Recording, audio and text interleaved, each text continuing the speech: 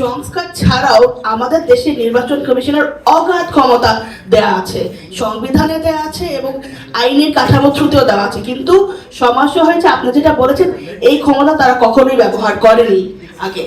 তারা সবসময় প্রশাসনের আন্ডারেই ছিল এবং তারা নির্বাহী বিভাগ থেকে কখনো বার হতে পারে নাই।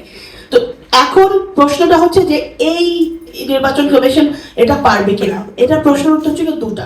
একটা হচ্ছে যে আশা করা যাচ্ছে, কারণ আমাদের প্রেক্ষাপটটা ডিফারেন্ট। এখন আমরা যে সমস্ত প্রেক্ষাপটের মানে কনটেক্সটটা আগে ইলেকশন করে এসছি, এখন কনটেক্সটটা ডিফারেন্ট।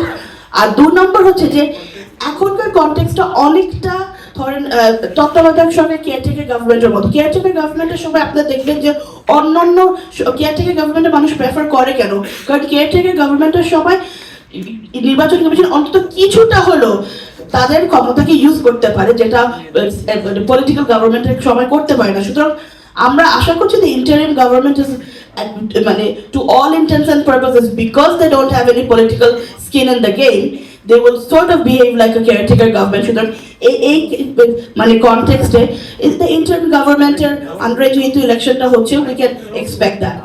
এখানে লাস্ট একটা পয়েন্ট আমি বলবো যে বাট এখানে যে প্রোজ অ্যান্ড কনস গুলো আপনাকে আমি বলছি যে একটা বড় দিক সামনে সংস্কার যেটা আমাদের করতে হবে সেটা হচ্ছে যে আমরা কমিশনকে কিভাবে সিলেক্ট করি, সেটা একটা বড় ব্যাপার। এই যে কমিশনের যে সিলেকশন প্রসেসটা, এটার একটা খসড়া দেওয়া হয়েছিল, কিন্তু এইবার কমিশন সিলেকশনের প্রসেসটা সেটা অনুযায়ী যায়নি। কিন্তু আগামীতে এটা আমাদের করতে হবে, কারণ not so much but anything but capability.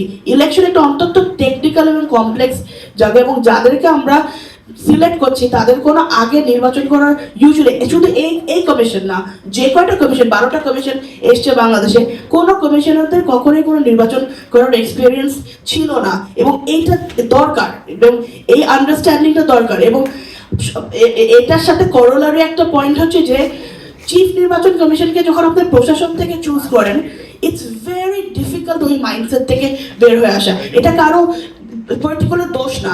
আপনি যখন 35-30 বছর 40 বছর আপনি একটা স্ট্রাকচারের মধ্যে কাজ করছেন, হঠাৎ করে আপনাকে এখন একটা ইন্ডিপেন্ডেন্ট স্ট্রাকচারে দেওয়া হলো, ওখান থেকে আপনার প্রশাসনের মাইন্ডসেট থেকে বের হয়ে তাদের উপরে গিয়ে এখন তাদেরকে ওইটা ইটস ভেরি ডিফিকাল্ট। সুতরাং আমাদের চিফ ইলেকশন কমিশনের যে আমাদের ধারাটা আছে যে প্রশাসন থেকে আসা, আমাদের মনে হয় এইটাকে একটু দেখা উচিত। বাট আপাতত এই কারেন্ট ইলেকশন কমিশনাররা আমরা আশা করছি যে we might have a better election simply because of the context এবং ইন্টারিম গভর্নমেন্ট।